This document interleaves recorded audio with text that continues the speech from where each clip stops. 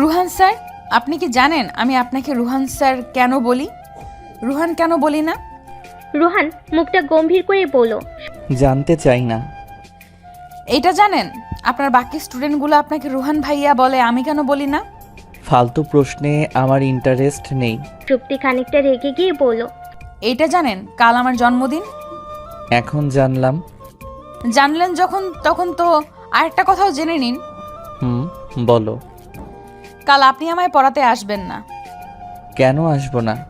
তোমার বাবা তো আমায় পার্টিতে ইনভাইট করেছে। আপনি আসবেন না কারণ কাল পার্টিতে আমার হবু বর থাকবে, আমি চাই না আপনি সেখানে থাকুন, বুঝতে পেরেছেন? কথাটা শুনে রুহান চলো চোখে তাকায় সুপ্তির দিকে। সে মেয়েটাকে বুঝতে পারে না, কখন মিথ্যা বলে আর কখন সত্যি বলে সে তাও জানে না। রুহানকে তাকিয়ে থাকতে দেখে সুপ্তি বলল, এমন ড্যাব ড্যাব করে তাকিয়ে থাকবেন না, আমি প্রদর্শনীর পণ্য না যে আপনি প্রদর্শন করবেন। রুহান থতমত খেয়ে নিচের দিকে চোখ নামিয়ে নেয়। মিনিট পর সুপ্তি আবার বলল, মনে করে কোনো গিফট পাঠাবেন না জানো, আপনার গিফটের বইগুলো বিরক্ত লাগে আমার। কোনো রোমান্টিক উপন্যাস পাঠাতে পারেন না? আপনার প্রবন্ধগুলো পড়লেই আমার বমি আসে। রুহান আবারও সুপ্তির দিকে তাকায়, তবে বেশিক্ষণ তাকায়নি। বলা তো যায় না আবার কখন কি বলে ফেলে। এ মেয়ের মুখে কিছু আটকায় না। সুপ্তি বই বন্ধ করে বলল, এবার আপনি আসুন তো, আমায় শপিংয়ে যেতে হবে, হবু বরের সাথে প্রথমবার দেখা হবে, একটু স্পেশাল। সুপ্তিকে কথা শেষ করতে না দিয়েই রুহান বই বের করে এক গাদা অঙ্ক দেয় সলভ করার জন্য। সে সুপ্তিকে কথা বলার সুযোগ না দিয়েই বলল, অঙ্কগুলোর সমাধান না পেলে কান টেনে ছিঁড়ে ফেলবো, সে তোমার বিয়ে হোক বা বাচ্চা হোক। কথাটা বলেই হনহন করে চলে যায় রুহান। সুপ্তির আড়ালে গিয়ে আবার সে পেছন ফিরে দেখে সে দাঁত দিয়ে ঠোঁট কামড়ে আছে। রুহান বুঝতে পারেনি সুপ্তির রাগ আটকানোর চেষ্টা করছে নাকি কান্না। যদি কান্না হয়ে থাকে তবে বেশ হয়েছে, কাঁদুক সে। হপু বরের সামনে স্পেশালভাবে সাজতে হবে কেন? সে কি ফিল্মের কোনো ডিরেক্টর যে নায়িকা বাছাই করতে আসছে? আবার সেটা তাকে কেন বলতে হবে? সিঁড়ি দিয়ে নামার সময় সুপ্তির বাবার সাথে দেখা হয় রুহানের। সুপ্তির বাবা মুখে খুশির ঝলক নিয়ে বললেন, কাল কিন্তু তাড়াতাড়ি চলে এসো কেমন? জানোই তো সুপ্তির জন্মদিনের পার্টি। জি আঙ্কেল। রুহান বাড়ি থেকে বেরিয়ে মহা ফ্যাসাদে পড়ল পার্টিতে যাবে কিনা। একদিকে সুপ্তির বারণ, অন্যদিকে তার বাবার রিকোয়েস্ট।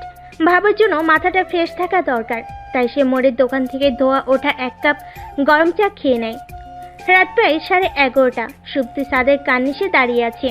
না, আত্মহত্যা করার জন্য নয়, যদি একটু আগে ভেবেছিল তাই করবে, তবে এখন এসব ভূত মাথা থেকে চলে গেছে। সে আত্মহত্যা করবে না। কেন করবে? কার জন্য করবে? রুহান স্যারের জন্য। কে রুহান স্যার? শুধুমাত্র গৃহ শিক্ষক, আর কিচ্ছু না, একদমই কিচ্ছু না। অনেক জ্বালিয়েছে এই ছোকরা, আর জ্বালাতে পারবে না। এখন তার সময় এসে গেছে, সে জ্বলবে এবার। সুপ্তি তাকে জ্বালিয়ে পুড়িয়ে ছারখার করে দিবে। ছারখার করার জন্য সুপ্তি রুহানের ফোন নাম্বার ডায়াল করে। একবার রিং হতেই রুহান ফোন ধরে ঝাড়ি দিয়ে বলল, বেয়াদব মেয়ে, এত রাতে স্যারের ঘুমের ডিস্টার্ব করছো? আপনিও এতদিন করতেন? করতেন মানে এখন করার জন্য অন্য কেউ চলে এসেছে। আচ্ছা, আপনি আমার হবু বরের ছবি দেখবেন? আল্লাহ, কি চেহারা মাইরি! দেখলে মনে হয় মিত্র স্যারের রূপকথার গল্প থেকে রাজকুমার উঠে এসেছে। সুপ্তি বাকি কথাটুকু শেষ করার সুযোগ পায়নি। ফোনটা টুট করে কেটে দেয় রুহান। সুপ্তি আবারও ফোন করে, এবার সাথে সাথে ফোন রিসিভ হয়নি। কয়েকবার রিং হওয়ার পরই পিক করে রুহান। সে আবারও ঝাঁঝালো গলায় বলে, সমস্যা কি ভাই? কিছু না আপু। সুপ্তির উত্তরে রুহানের দাঁতের কটমট শব্দ বেশ শুনতে পাচ্ছে সে। রুহানের দাঁতের কটমট শব্দ তার কানে ভোরের পাখির কিচিমিচির শব্দ হয়ে বাজছে। খুব বেশি এনজয় করছে সুপ্তি। সে আরো রাগিয়ে দেওয়ার জন্য বলল, রুহান স্যার শুনতে পাচ্ছেন? না, আমার কানে তুলা লাগানো তো। তুলা লাগানো থাকুক আর যাই থাকুক, আমার ভয়েস আপনার কানে তুলা কেন, পাথর ভেদ করেও পৌঁছাবে। প্যান প্যান না করে ফোন কেন দিয়েছো সেটা বলো। সুপ্তি মিনমিন করে বলল, আপনাকে জ্বালাতে। কি বললে? বলেছি আমাকে কোন রঙের শাড়িতে ভালো লাগবে। আসলে কাল প্রণয় মানে আমার হবু বর আসবে তো, তাই শুনেছি মেয়েদের শাড়ি পরলে নাকি অপসরা লাগে, তাই প্রণয়ের সামনে শাড়ি পরেই যাব। প্রথমবার তার সাথে দেখা বলে কথা, একটু বলুন না প্লিজ। রুহান খট করে ফোনটা কেটে দিয়ে গট করেই বন্ধ করে দেয়। তার ইচ্ছে করছে মেয়েটাকে দাঁতের মাঝখানে রেখে কুটকুট করে চিবোতে। শাড়ি পরবে সে? শাড়ি পরাচ্ছি শাড়ি। রাতে বেশ ভালোভাবে ঘুম হলো সুপ্তির। বহুদিন পর সে এত ভালো ঘুমিয়েছে। তার এত ভালো ঘুমানোর কারণ হলো রুহান। সে জানে আজ রাতে রুহান ঘুমোতে পারবে না। আহ, কি শান্তি লাগছে সুপ্তির। এতদিন সে ঘুমোতে পারেনি, আজ রুহানও ঘুমাতে পারবে না। সুপ্তির ঘুম ভাঙে অনেক মানুষের চিল্লাচিল্লিতে। তার হইচই মোটেও ভালো লাগে না, কিন্তু আজ ভীষণ ভালো লাগছে। সে ফুরফুরে মেজাজে ঘুম থেকে উঠে গোসল সেরে নেয়। আলমারি থেকে লাল রঙের শাড়িটা বের করে সে। লাল রং তার বড্ড অপছন্দের। শুধুমাত্র রুহান স্যারের জন্য সে লাল শাড়ি পরবে। রুহান যদিও ভেবেছিল সে আসবে না, কিন্তু সুপ্তির হবু বরের কথা ভাবতেই সে এক প্রকার দৌড়ে চলে এলো। বাড়িতে ঢুকতেই সুপ্তির বাবার সামনে পড়ে সে। সুপ্তির বাবা মুচকি হেসে বললেন, জানতাম তুমি তাড়াতাড়ি আসবে। রুহান ভুরু কুচকে বলল, মানে? না মানে শুক্তি বলল তুমি আসবে না। রুহান খানিকটা হেসে এদিক ওদিক তাকায়। সুপ্তির বাবা রুহানের কাঁধে হাত রাখতে সে চমকে উঠে ওনার দিকে তাকায়। উনি মুচকি হেসে বললেন, শুক্তি ওর রুমে তৈরি হচ্ছে। সুপ্তি 2 ঘন্টা যাবৎ চেষ্টা করে শেষমেশ শাড়িটা পরেই ফেলল, কিন্তু দুর্ভাগ্যের বিষয় সে শাড়িটা পরতে না পরতেই হুড়মুড় করে রুহান এসে শাড়ির কুচি ধরাম করে খুলে ফেলে। সুপ্তি রুহানকে দেখেই একরাশ বিরক্তি নিয়ে দেখিয়ে বলল, আপনাকে আমি বারণ করেছিলাম আসার জন্য, তারপরও বেহার মতো ধীরে ধীরে করে চলে এসেছেন। রুহান কথা না বলে বিছানার উপর রাখা সবগুলো শাড়ি নিয়ে ওয়াশরুমে চলে যায়।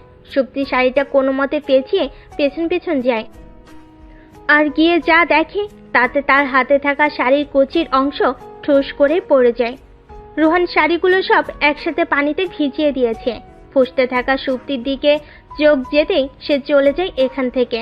ড্রেসিং টেবিলের সামনে থাকা সুপ্তির কাজওয়ালা লিপস্টিকগুলো দিয়ে রুহান আয়নায় রংধনু আঁকতে শুরু করে।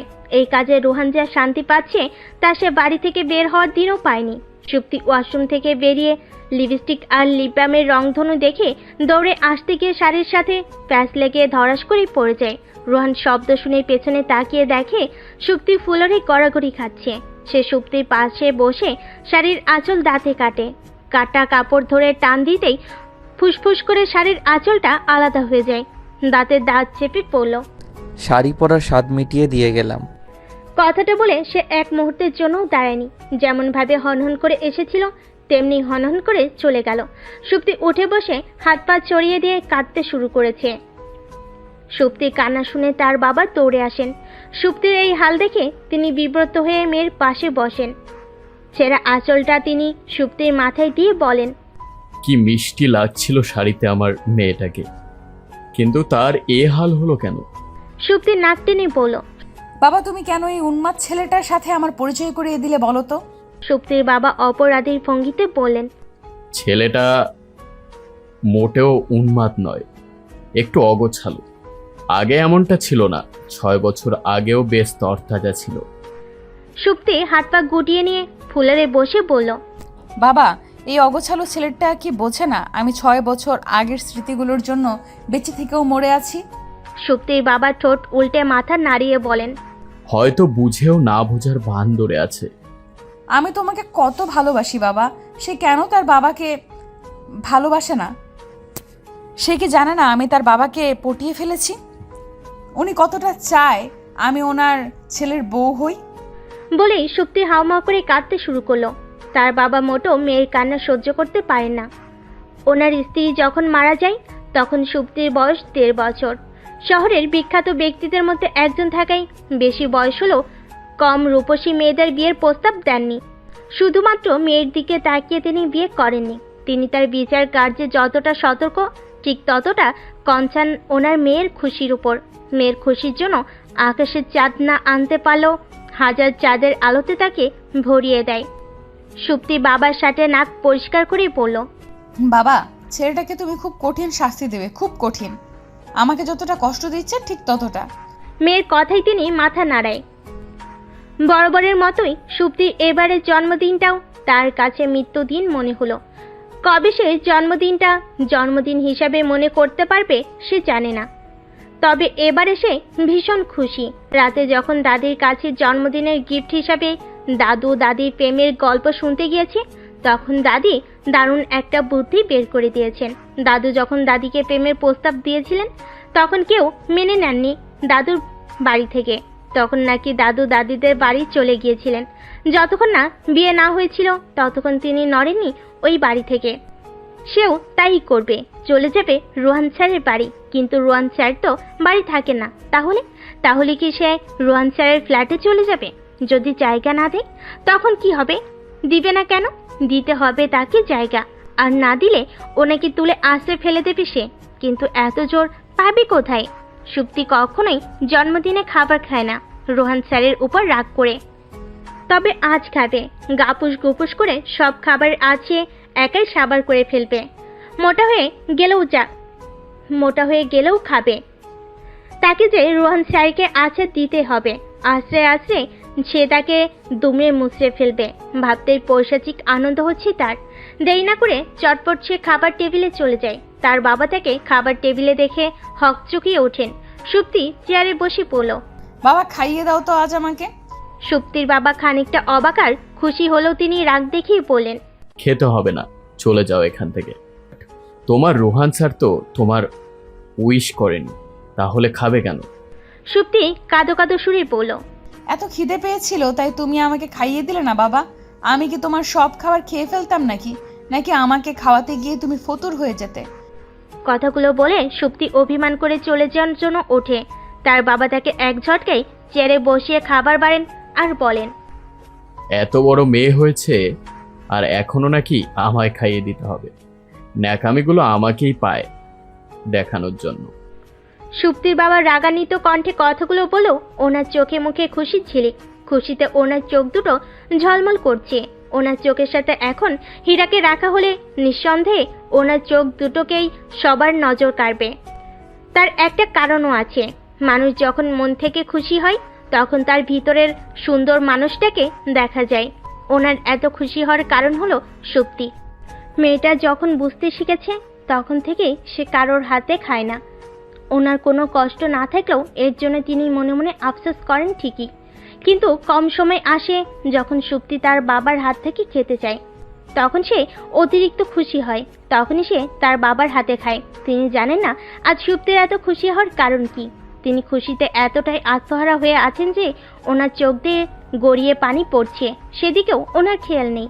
সুপ্তি টেবিল থেকে টিস্যু এগিয়ে দিয়ে পড়ল, খবরদার বাবা, একদম কাঁদবে না আমার সামনে। পরে দেখা যাবে কাঁদতে কাঁদতে নাক টানা শুরু করে দিয়েছো। এই শব্দটা কি কত বিরক্তিকর লাগে জানো তুমি? সুপ্তির বাবা সুপ্তির কথায় কান না দিয়ে সুপ্তির জামা দিয়ে ওনার গালের পানি মুছলেন। সুপ্তি জানতো তাই করবেন তিনি, তবু ইচ্ছে করে টিস্যু এগিয়ে দেয় সে। কেন জানি এই ছোট ছোট ঘটনাগুলো ভীষণ ভালো লাগে তার, খুব এনজয় করে। সাথে তার বাবাও, সেজন্যই সে একই ঘটনাগুলো রিপিট করে। ভালো লাগে বাবাকে একটু সুখ দিতে। রোহান দরজা খুলে ভূত দেখার মতো চমকে ওঠে। একটু পাতলা থাকলে হয়তো দেখা যেত এক লাফে কেমন করে ফ্যানের সাথে লটকে যেত, কিন্তু তা সম্ভব না হলেও সে ভীষণ ভালোভাবে ঘাবড়ে গেছে তার সুপ্তি বেশ বুঝতে পেরেছে। রোহানের ইচ্ছে করছে ঠাস ঠাস করে কয়েকটা থাপড় বসিয়ে দিতে সুপ্তির গালে। পালানোর জন্য আর কোনো জায়গা পেল না। এখানে কেন আসতে হবে? সে কি তার প্রেমিক? রোহানের রাগ তার গাল দুটোর দেখেই বুঝতে পারছে সুপ্তি কেমন টকটকে লাল বর্ণের হয়ে যাচ্ছে ধীরে ধীরে। রোহান সুপ্তির হাত ধরে টানতে টানতে দরজার সামনে নিয়ে যায়। দরজার দিকে আঙ্গুল দেখিয়ে বলল, কোনো রকম কথা না বলে চলে যাবে এখান থেকে। যার জন্য পালিয়ে এসেছো তার কাছে যাও, আমি তোমায় জায়গা দিচ্ছি না। সুপ্তি কাঁদো কাঁদো চেহারা পানিয়ে বলল, আপনি বুঝতে কেন পারছেন না? সে এখন নেই এখানে, ঢাকা আছে সে যে মস্ত বড় ব্যবসায়ী। কথাটা শুনে যেন রোহানের রাগ খানিকটা বেড়ে গেল। ছুঁড়ে বাইরে ফেলে দিল সুপ্তিকে। একটুর জন্য পড়ে যায়নি সুপ্তি। সে হনহন করে আবার আগের জায়গায় ফিরে এসে বলল, আপনি যদি আমাকে বের করে দিন তাহলে জানেন কি করব আমি? জানতে চাই না, জাস্ট গো। রোহানের ধমকানিতে কানে হাত দেয় সুপ্তি। কানে হাত দিয়েই সে বলল, মধু কি বেশি খেয়েছিলেন ছোটবেলায়? বিল্ডিংয়ে নিশ্চয়ই ছোটখাটো ভূমিকম্প হয়ে গেছে, গিয়ে দেখে আসবো সব ঠিক আছে কিনা। না ধন্যবাদ, তুমি যাও এখন। আমি যাব না এখন। যেতে তো তোমাকে হবেই। না গেলে কি করবেন আপনি? আমি আপনার পারমিশন নিয়ে আসিনি এখানে, আর আপনার পারমিশনে যাবও না। লে হালুয়া, আমার বাড়িতে আমার পারমিশনের দরকার নেই। এটা কি সরকারি ফ্ল্যাট মনে হয়? না, একদমই না। দেখো সুপ্তি, তুমি চুপচাপ চলে যাও এখান থেকে, আদারওয়াইজ খুব খারাপ হবে। কি খারাপ হবে? যখন কানের নিচে কয়েকটা পড়বে তখন বুঝতে পারবে। আপনি জানেন আমি এখন কি করব? রুহান বিরক্ত হয়ে পড়ল। কি করবে? আপনি যদি আমাকে বের করে দিন তাহলে আমি চেঁচিয়ে সবাইকে জড়ো করব, তারপর সবাইকে বলে বলে বেড়াবো আমাকে বাড়ি থেকে উঠিয়ে নিয়ে এসে এখন আর জায়গা দিচ্ছে না। সুপ্তির কথায় রুহানের চোখ দুটো বাতাবি লেবুর মতো খানিকটা বড় হয়ে গেল। কি ভয়ঙ্কর মেয়ে! এত বড় মিথ্যে কেউ বিশ্বাস করবে না। আমি বললে ঠিক করবে। রুহান খুব ভালো করে জানে সুপ্তি বিশাল মিথ্যাবাদী। সে অনায়াসে বড় বড় মিথ্যা বলে হজম করে ফেলতে পারে। রুহান মনে করে সুপ্তির মিথ্যা কথা শুনে হয়তো কোনো একদিন আকাশে গর্ত হবে, আর সেই গর্তটিতে গড় গড় করে তার উপর সৃষ্টিকর্তার গজব নাজিল হবে। না হলে হয়তো দেখা যাবে তার বানানো গল্প শুনে কবিগুরু স্বর্গ থেকে নেমে এসে তাকে উঠিয়ে নিয়ে যাবে ইতিহাস রচনা করার জন্য। কিন্তু 1.5 বছরে সে এমন কিছু ঘটাতে দেখেনি। আপনি কোথায় হারিয়ে গেলেন রুহান স্যার? রুহান ভাবনার সমুদ্র পাড়ি দিয়ে পড়ল। হারাতে দিলে কোথায়? রুহান তার কাজে চলে গেলে সুপ্তি তার বাবাকে ফোন করে। অনেকক্ষণ চেষ্টা করেও তার বাবাকে ফোনে পাওয়া যায়নি। কিছু সময় পর তার বাবা ব্যাক করে পড়ল। সরি মা, আমি কাজে ছিলাম। সুপ্তি অভিমানী সুরে পড়ল। কাজ তো থাকবেই, আমি ফোন করেছি তো।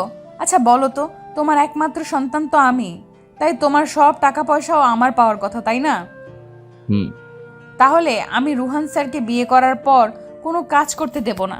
তোমার টাকায় আমাদের টোনাটুনি সারা জীবন চলে যাবে। কথাটা বলে সুপ্তি ফোন কেটে দেয়। যদি ফোনে থাকতো তাহলে তার খুব রাগ হতো এখন, কারণ সে জানে এখন তার বাবা তাকে বড় বড় বাণী শোনাবে। বাণী না শোনার জন্য তার আসল কথাই বলা হয়নি, তাই মেসেজে জানিয়ে দেয় কাল তার বরকে নিয়ে আসছে সে। রোহান বাড়ি ফিরে সন্ধ্যার পর এসে সুপ্তিকে বলল, জানো সুপ্তি, তোমার বাবা তোমাকে একদম ভালোবাসেন না। আপনাকে কে বলেছে আমার বাবা? কেউ বলেনি। তাহলে বুঝলেন কি করে? তুমি বাড়ি থেকে পালিয়ে এসেছো, আর তোমার বাবা কেমন নিশ্চিন্তে বাড়ি বসে আছে। সেটা আপনি কি করে জানলেন? আমি তোমাদের বাড়ি গিয়েছিলাম বিকেলে, তো তোমায় পড়ানোর কথা। তখন উনাকে দেখে একদম মনে হয়নি উনি তোমার জন্য কোনো টেনশনে আছেন। সুপ্তি রেগে বলল। সুপ্তি কথাটা শুনে এক ছুটে বাথরুমে চলে যায়। তার কারণ সে এখন খুব হাসবে, পেট ফেটে হাসি আসছে তার। আর সুপ্তি কখনো কথা আর হাসি আটকে রাখতে পারে না। কিছুক্ষণ পর সে বের হয়ে দেখে রোহান হতভম্ব হয়ে দাঁড়িয়ে আছে। সুপ্তিকে বের হতে দেখে সে সামনে গিয়ে বলল, তুমি ঠিক আছো সুপ্তি? রুহানের কথা শুনে সে আবার হাসতে শুরু করলো। এতে রুহান আরেকটু বেশি হতভম্ব হয়ে গেল। সে তো হাসি কিছু বলেনি, তাহলে সুপ্তি কেন হাসছে? মেয়েটা পাগল হয়ে যায়নি তো? তাহলে তো তার মস্ত বিপদ। পাগল মেয়ের সাথে থাকলে যে কোনো সময় সে পাগলামি শুরু করতে পারে। তার এখন কেটে পড়া উচিত। আজ সে কিছুতেই থাকবে না, এখন কিছুতেই না। কিন্তু রুহানের টেনশন লজ্জায় পরিণত হলো যখন সে জানতে পারলো সুপ্তির বাবা জানতো সুপ্তি রুহানের সাথে আছে। সুপ্তি রুহানকে বলে দিয়েছে সে তার বাবাকে বলেই পালিয়েছে, আর পালিয়ে কোথায় এসেছে তাও বলে এসেছে। রুহান লজ্জায় আর কখনোই সুপ্তির বাবার সামনে যেতে পারবে না, কারণ সে সুপ্তির বাবার সামনে নিখুঁত অভিনয়ের মাধ্যমে জানিয়ে এসেছে সে সুপ্তির পালানোর ব্যাপারে কিছুই জানে না। এখন রুহান বুঝতে পারছে কেন তখন সুপ্তির বাবা মিটমিট করে হাসছিল। সুপ্তির করা পরিকল্পনায় ঠান্ডা পানি ঢেলে রুহান চলে গেল রেডিও স্টেশনে। সুপ্তির মাথায় ছিল না যে আজ বৃহস্পতিবার আর শুক্রবার রুহান রাতে রেডিওতে অনুষ্ঠান করে, তাই সুপ্তির আর বিয়ে করা হলো না। কত নিখুঁত একটা পরিকল্পনা ছিল তার। রাতে বাবা কাজী নিয়ে হাজির হতো আর সে রুহানের বউ হতো। তখন দেখতো কেমন করে ব্যাটা পালায়, কিন্তু তার আর দেখা হলো না। পৃথিবী ভর্তি কষ্ট নিয়ে সে রাতে ঘুমোতে যায়। রুহানের বিছানায় শুতেই তার সব কষ্ট উধাও হয়ে গেল। বিছানায় কি কষ্ট গায়েব করার মেডিসিন রেখে গিয়েছে রুহান। পরদিন সকালে রুহান যখন বাড়ি ফিরল তখন তার অবস্থা শোচনীয়। সারা বিল্ডিং তন্ন করে খুঁজেও সুপ্তিকে কোথাও খুঁজে পাওয়া যায়নি। পঞ্চমবারের মতো সে ছাদ থেকে নেমে এলো। না, নেই মেয়েটা, গায়েব হয়ে গেছে নাকি, গায়েব করে দেওয়া হয়েছে। রুহানের চিৎকার করে কাঁদতে ইচ্ছে করছে, কিন্তু ছেলেদের চেয়ে কাঁদতে নেই এইভাবে। চিৎকার করতে না পারলেও চোখ দিয়ে গড়গড় করে গাল বেয়ে পানি পড়ছে, হয়তো কয়েক ফোঁটা পানি টপ করে মেঝেতেও পড়ছে। সে ছেলে হলো কেন? কেন নিজের অনুভূতিগুলো প্রকাশ করতে পারে না? কেন পাগলামি করতে পারে না সুপ্তির মতো করে? একটিবারের মতো ফিরে আসুক, আর কখনো দূরে যেতে দেবে না, কখনোই না। রুহানের অসার শরীরটা ধীরে ধীরে নেতিয়ে যাচ্ছে, হাঁটু ভেঙে বসে পড়েছে ফ্লোরে। তখনই সুপ্তি টিফিন কেরিয়ার ঝোলাতে ঝোলাতে রুমে আসে। রুহানকে হাঁটু গেড়ে বসে থাকতে দেখে সুপ্তি বলল, আপনার কি খুব খিদে পেয়েছে নাকি হাঁটুতে ব্যথা করছে? স্তব্ধ রুহানকে চুপ থাকতে দেখে সুপ্তি আবারও বলে ওঠে, আপনার নিশ্চয়ই ভীষণ খিদে পেয়েছে, তাই না রুহান স্যার? আপনি তো খিদের চোটে কথাও বলতে পারছেন না। সুপ্তি একটা প্লেটে টিফিন কেরিয়ার থেকে খাবার ঢালছে আর বলছে, আপনার দাঁতে প্রবলেম নেই তো, নাকি আপনারও আপনার বাবার মতো কৃত্রিম দাঁত? বলে সুপ্তি হাসতে হাসতে গড়াগড়ি খাচ্ছে। রুহান যে তীক্ষ্ণ দৃষ্টিতে তার দিকে তাকিয়ে আছে সেদিকে খেয়ালই নেই সুপ্তি। কিছুক্ষণ পর সুপ্তি হাসি থামিয়ে বলল, জানেন রুহান স্যার, আমি আমার বাবার জন্য গরুর মাংসের তরকারি নিয়ে গিয়েছিলাম। ওনাকে বেড়ে দিতেই উনি দেখি ওনার দাঁত খুলে হাতে নিয়ে আসছেন।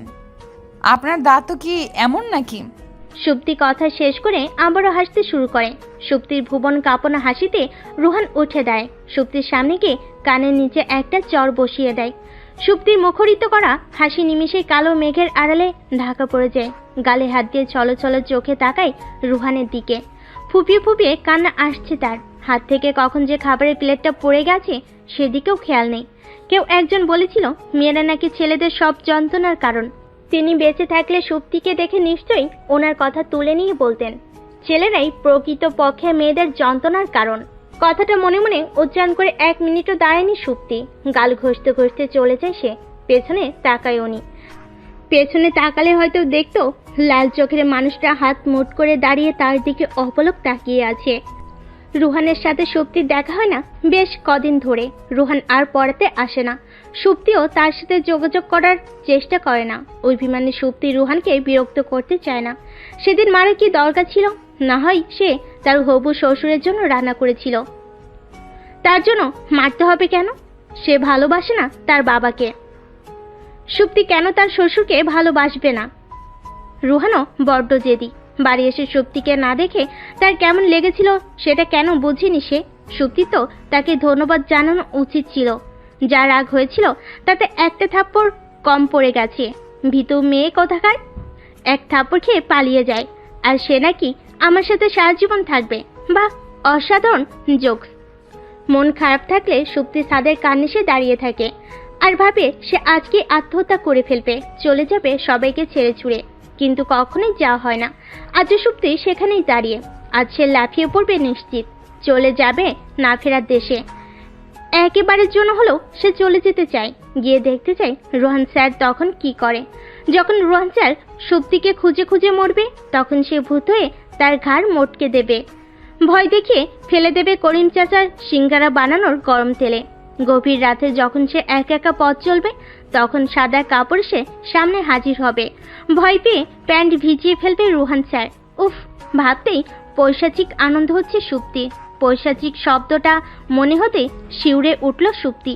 সে সত্যি সত্যি ভূত হবে, তারপর সাদা কাপড় পরে ভয় দেখাবে যাদেরকে সে সহ্য করতে পারে না।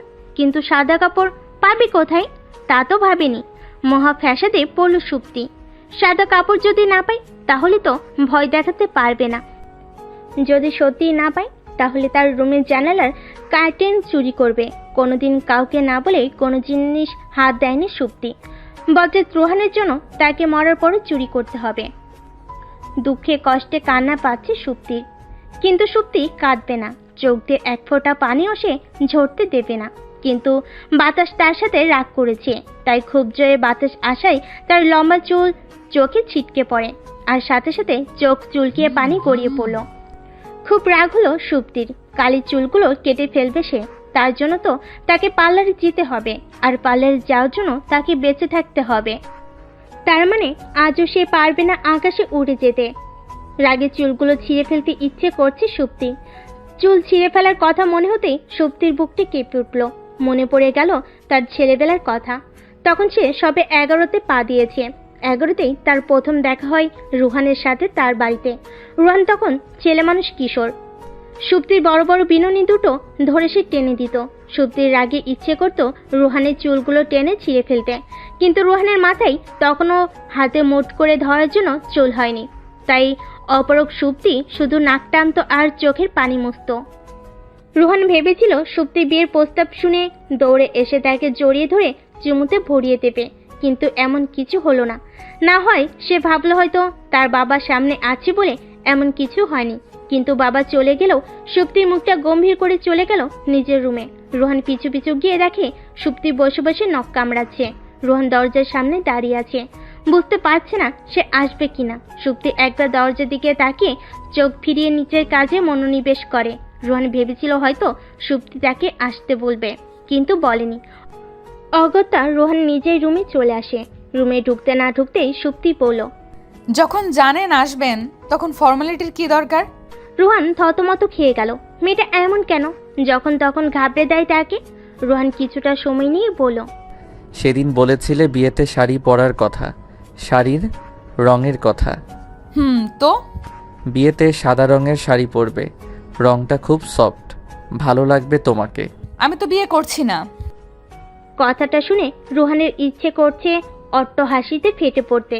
যে মেয়ে তাকে বিয়ে করবে বলে তার বাবাকে কনভিন্স করেছে, ব্রিলিয়ান্ট স্টুডেন্ট হয়েও তাকে টিউটর রেখেছে, সে কিনা আজ বলছে বিয়ে করবে না। তার তো হাসাই উচিত, কিন্তু সে হাসবে না, কারণ সুপ্তি মুখটা গম্ভীর করে রেখেছে। এখন যদি সে হাসে তাহলে নির্ঘাত সুপ্তি বেঁকে যাবে। তখন সুপ্তিকে সোজা করা তার দ্বারা সম্ভব নয়। সুপ্তি রুহানের দিকে তাকিয়ে বিরক্ত হয়ে পড়ল, দাঁড়িয়ে আছেন কেন? বললাম তো বিয়েটা করব না। এবার রুহান খানিকটা ভরকে গেল। সুপ্তি কি সত্যি সত্যি তাকে বিয়ে করবে না? অভিমানে সুপ্তি কি পাথর হয়ে গেছে? সে কি রুহানকে আর ভালোবাসে না? কেন বাসবে না? বাসতে হবে। সে তো এতদিন অপেক্ষা করেছিল তার একটা ভালো চাকরির জন্য। আজ যখন সে বাংলাদেশ আর্মিতে চাকরি পেয়েছে, তখন বিয়ে করতে সমস্যা কোথায়? রুহান খানিকটা রেগে বলল, কেন করবে না? বিয়ের আগেই আমার সাথে থাকতে চলে যেতে পারো, আর বিয়ে করতে পারো না? কথাটা মুখ থেকে বের হতেই সুপ্তি বাতাসের বেগে তার সামনে এসে তার গালে চড় বসিয়ে দেয়। রুহান ভাবছে সে হয়তো দিবা স্বপ্ন দেখছে, কিন্তু তার গাল গরম হয়ে গেছে। মনে হচ্ছে আগুন বের হচ্ছে। রুহানের ইচ্ছে করছে সেই আগুন থেকে হাতে উত্তাপ নিতে, কিন্তু লজ্জে সে গালে হাত দিতেই পারল না। এত জোরে থাপ্পড় সেই স্কুলের টিচারের হাতেও খায়নি, আর এখন স্টুডেন্টের হাতে খেতে হচ্ছে। ভাবতেই তার গায়ের লোম দাঁড়িয়ে উঠছে। বিয়ের আগে গায়ে হাত, বিয়ের পর দেখা যাবে তাকে প্রতিবন্ধী হয়ে থাকতে হবে, কারণ এখনকার মেয়েরা স্বামীর গায়ে হাত তুলতে ভাবে না। আর এই মেয়ে বিয়ের আগেই না হয় সুপ্তি তাকে ভালোবাসে, অধিকার আছে তার উপর, আদৌ করে দু চারটা দিতে পারে, কিন্তু সে তো সুপ্তির টিচারও। রোহানের গাল টকটকে লাল হয়ে আছে। সুপ্তি জানে আজ রাগে তার গাল লাল হয়নি। সুপ্তি সুযোগে আজ তাকে বুঝাবে। সে রোহানকে টেনে বিছানায় বসায়, তারপর সেও বসে পড়ে বলল, জানেন আমার কি ইচ্ছে? আমি জানি, আপনি জানেন না তাই না? রোহান হতভম্ব হয়ে তাকিয়ে আছে সুপ্তির দিকে। আছে অন্য সুপ্তিকে দেখেছে। আগে সে ছেলে মানুষ সুপ্তিকে না, অন্য একটা সুপ্তি। সুপ্তি আবারও বলতে শুরু করলো, চোখের পলক ফেলে নিন রুহান স্যার, এইভাবে তাকিয়ে থাকলে রোবট ভেবে ভুল করব। আর শুনুন, আমার ইচ্ছে হলো আমি প্রেম করে বিয়ে করব। বিয়ের পর ঘর সংসার আর বাচ্চা কাচ্চা সামলাতেই বুড়ি হয়ে যাব, তখন আর প্রেম করা হবে না। আর এখনো হচ্ছে না, যার দরুন আমি বিয়ে করতে পারছি না। রুহান বিরক্ত হয়ে বলল, আমাদের প্রেম হলো না কোথায়? সেই কবে থেকে আমি তোমাকে চিনি। আর কি? কিছুই না। আপনি বলুন কখন প্রেম হয়েছে? আপনি কখনো আমার জন্য পাঞ্জাবি পরে এক গাদা কদম এনে বলেছেন মায়াবতী তোমার জন্য? নাকি কখনো রিকশায় করে শহর ঘুরিয়ে দেখানোর সময় হাত চেপে ধরে দুষ্টুমি করেছেন? কিংবা পড়ানোর সময় পা দিয়ে আমার পা ছুঁয়ে দিয়েছেন? হঠাৎ করে গালে চুমু এঁকে আমাকে চমকে দিয়েছেন কখনো? না, দেননি। তাহলে কোথায় প্রেম হলো? সুপ্তির কথায় রুহানের মুখটা হা হয়ে গেছে। সে বনে চলে গেছে, মাথাটা ঘুরছে, হাত দিয়ে চেপে ধরছে, ইচ্ছে করছে তা না হলে সে পড়ে যাবে। কোথায় পড়বে সে? বিছানায়, ফ্লোরে, নাকি সুপ্তির কোলে? কিন্তু সুপ্তি তাকে পড়ার সুযোগ দেয়নি। তার আগে সে জিজ্ঞেস করে, আপনি পানি খাবেন রুহান স্যার? রুহানের ভীষণ ইচ্ছে করছে পানি খেতে। তার বড্ড পিপাসা পেয়েছে। 7 সমুদ্রে শুকিয়ে যাবে সে যদি পানি খায় এখন। তাই নাবোধক মাথা নাড়ায়। সুপ্তি যথারীতি বলতে শুরু করে, যতদিন আমাদের প্রেম না হচ্ছে ততদিন আমি বিয়ে করছি না, বুঝেছেন? বুঝে থাকলে উঠুন আর যান এখান থেকে। রোহান দুলতে দুলতে দরজার কাছে যায়, আবারও ফিরে আসে। ফিরে এসে বলল, এক গ্লাস পানি দাও তো সুপ্তি। গলাটা শুকিয়ে আসছে মনে হচ্ছে, পেটের ভেতর খরা বইছে। সুপ্তি পানির জগটা রোহানের হাতে ধরিয়ে দেয়। রোহান ঢকঢক করে জগটা খালি করে বেরিয়ে পড়ে। 2 দিন হলো রোহান স্যার বেপাত্তা, তার কোনো খোঁজ নেই। সুপ্তির বাবা ভীষণ চিন্তিত, মেয়ের উপর খানিকটা রাগান্বিত। কেন ছেলেটাকে এভাবে ঘাবড়ে দিল? বেচারা নিশ্চয়ই মানসিক চাপে আছে। না জানি বিয়ের পর কত শতবার তাকে সাইকোলজিস্টের কাছে যেতে হয়। ওনাকে আরো চিন্তিত করে দিয়ে একটা ছেলে 1 প্যাকেট ফল আর একটা চিঠি পাঠায়। সেখানে বিভিন্ন সিজনের বিভিন্ন রকমের ফল, আর বেশ তরতাজা। উনি চিঠিটা হাতে নিয়ে চমকে ওঠে। সুপ্তিকে কেউ চিঠি পাঠাতে পারে তা ওনার কল্পনার বাহিরে। চিঠির কথা শুনে সুপ্তি বাইরে এসে চমকে ওঠে। এক গাদা ফল কেউ কেন তাকে পাঠাতে যাবে? এটা কারোর দেওয়া জন্মদিনের উপহার নয় তো? হতে পারে উপহার আসতে আসতে দেরি হয়ে গেছে। কিন্তু ফলগুলো দেখে মনে হয় না অনেকদিন আগের। তাই দেরি না করে সুপ্তি আগ্রহের সাথে চিঠি খুলে পড়তে শুরু করে। সুপ্তি, তুমি প্রেম করতে চাও, আমি তা জানি। আর ধরে নাও এই চিঠিটা আমাদের প্রথম প্রেমপত্র। সেদিন তুমি আমার গালে থাপ্পড় মেরেছিলে, মনে আছে তোমার? তোমার থাপ্পড়ে আমি খুব অবাক হলাম। কারণটা জানো কি? থাপ্পড়টা আমার একদম লাগেনি। তোমার শরীরে শক্তি খুব কম, আরও শক্তিশালী হতে হবে তোমায়। আমি কিছু ফলমূল পাঠিয়েছি তোমার জন্য। তুমি নিয়মিত ফল খাবে, কিন্তু বেশি বেশি খাবে। আর হাতের নখ একদম কাটবে না, যেন পরের বার আরও গভীর ক্ষত সৃষ্টি হয় রুহান। সুপ্তি নাক পরিষ্কার আর চোখের পানি মুছে 1 বক্স টিস্যু শেষ করে 2য় বক্সে হাত দেয়। রাগে তার শরীর কাঁপছে। যদি রোহান সামনে থাকতো তাহলে হয়তো তাকে সে মেরে ফেলতো। চিঠিটা ইচ্ছে করছে টুকরো টুকরো করে ভিন্ন ভিন্ন নদীতে ফেলে দিয়ে আসতে, কিন্তু প্রথম প্রেমপত্র হয়, সে তা করতে পারছে না। সুপ্তি কি রোহানকে বলেছিল চিঠি দেওয়ার কথা? কেন সে চিঠিটা দিল? আর যদি সে চিঠি না দিত তাহলে সুপ্তি আবেগে আপ্লুত হয়ে বারবার চিঠি পড়তো না, সারাক্ষণ চিঠির দিকে তাকিয়ে থাকতো না, আর তার সিঁড়ি থেকে পড়ে পাও ভাঙতে হতো না। এখন তাকে ঘরে বসে ডেটিং করতে হচ্ছে। ভাবতে সুপ্তির ইচ্ছে করছে ভ্যাউ ভ্যাউ করে কেঁদে ফেলতে, কিন্তু সে তার মন মতো কাঁদতেও পারছে না। তার বাবা স্ট্রিক্টলি বলে দিয়েছে যদি তার কান্নার আওয়াজ তার বাবার কানে যায় তাহলে তাকে বাড়ির বাইরে বসিয়ে দিয়ে আসা হবে। তার বাবাও কেমন দিন দিন নিষ্ঠুর হয়ে যাচ্ছে। রোহান অর্ধেক উঠে হাঁপাচ্ছে, ইচ্ছে করছে পাইপটা ছেড়ে দিতে, তারও হাত পা ভাঙুক। তখন সেও সুপ্তিকে বলবে লুকিয়ে চুরিয়ে দেওয়াল টপকে পাইপে তার সাথে দেখা করতে। যখন তার বাবা জানি সব, তখন লুকিয়ে লুকিয়ে কেন দেখা করতে হবে? 1 গ্লাস পানি খেতে পারলে ভালো হতো।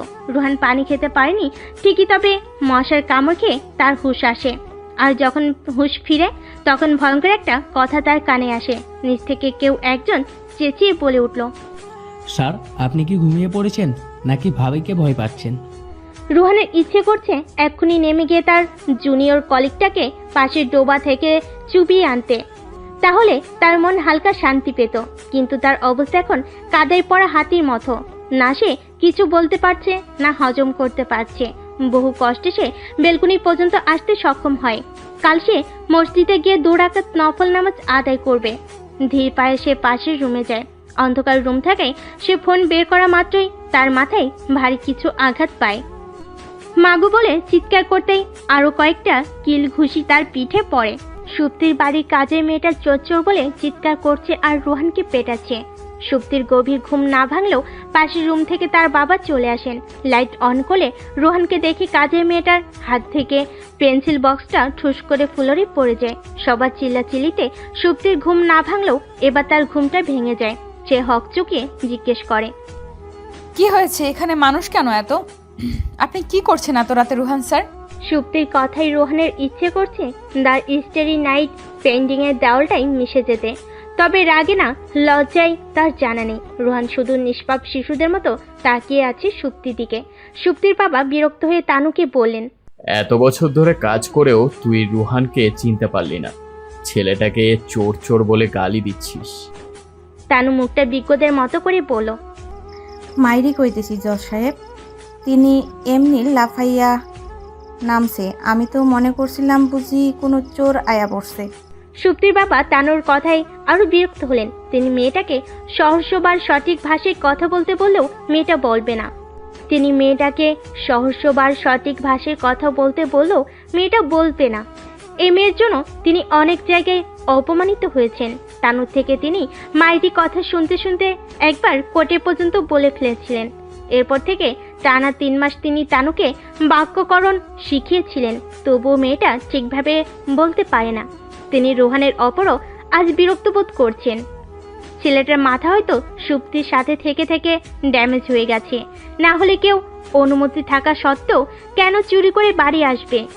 সুপ্তির বাবা আর টানু চলে গেলে সুপ্তি ঠোঁট দুটো প্রসারিত করে বলল, আমি খুব খুশি হয়েছি রুহান স্যার, আপনি সত্যি সত্যি আমার জন্য এত পরিশ্রম করেছেন। I am really impressed. এখন তোমারও উচিত আমাকে ইমপ্রেস করা, খুশি করা। কি করে করি বলুন তো? আপনি আমার জন্য কোনো উপহার আনেননি। চাইলে সেখান থেকে আপনাকে 50% দিতে পারি, কিন্তু আপনি তো কিছুই আনেননি। রোহান মিনমিন করে বলল, এনেছি তো, 1 চিমটি ভালোবাসা, আর আমি 50 না পুরো ভাগই নিয়ে ছাড়বো।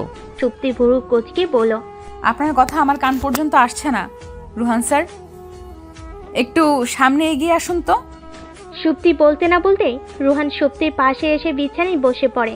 সুপ্তি ঘাবড়ে গিয়ে বলল, আমি তো এতটা সামনে আসতে বলিনি রুহান স্যার।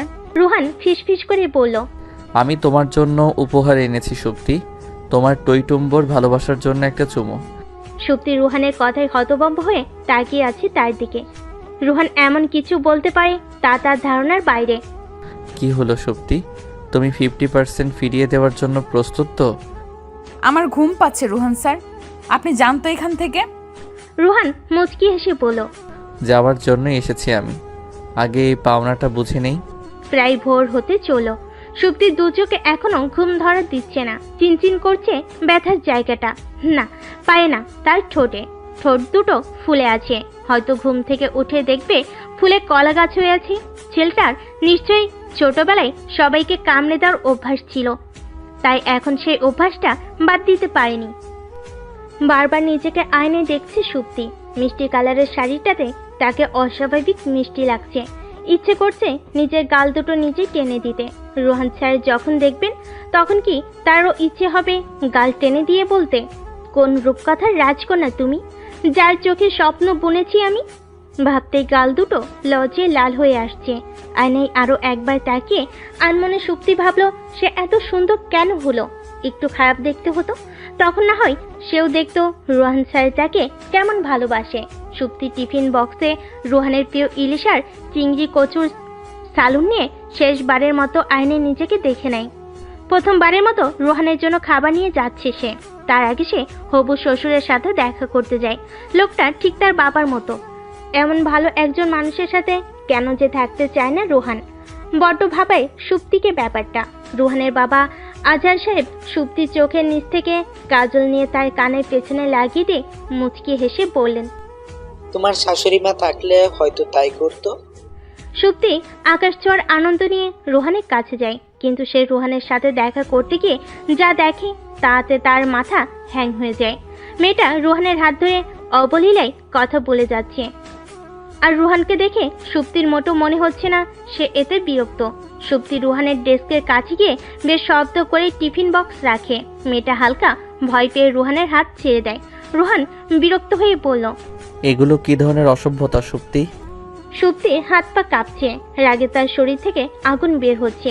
মানুষের বিশেষ ক্ষমতা থাকলে হয়তো সে দেখা যেত ধোঁয়া বের হচ্ছে তার শরীর থেকে, কিন্তু সেই ক্ষমতা না থাকে কেউ দেখতে পায়নি সুপ্তির রাগগুলো। রুহান কি জানে আজ সে তার জন্য কতটা সময় নিয়ে সেজেগুজে এসেছে, হাত পুড়িয়ে তার জন্য প্রিয় খাবারগুলো রান্না করেছে। জানলে হয়তো বলতো না এভাবে। সুপ্তির রাগে টিফিন বক্স ছুঁড়ে ফেলে দেয় ফ্লোরে, দাঁত কটমট করেই বলল, আপনি বুঝি এই আপুর হাত ধরে সভ্যতা শিখেছেন? তাহলে শিখুন, ভালো করে শিখবেন, কিন্তু তা না হয় আমিও শিখব। সুপ্তি হনহন করে চলে আসে সেখান থেকে। বাইরে আসতেই পেছন থেকে একজন ভাবি ভাবি বলে চেঁচিয়ে ওঠে। সুপ্তি পেছনে তাকিয়ে দেখলো হ্যাংলা পাতলা একটা লোক তাকে ডেকে ডেকে দৌড়ে আসছে। লোকটা এসে হাঁপিয়ে হাঁপিয়ে সুপ্তিকে বলল, আপনি সেনা যার জন্য রোহান স্যার সেদিন চুরি করে আপনাদের বাড়ি গিয়েছিল?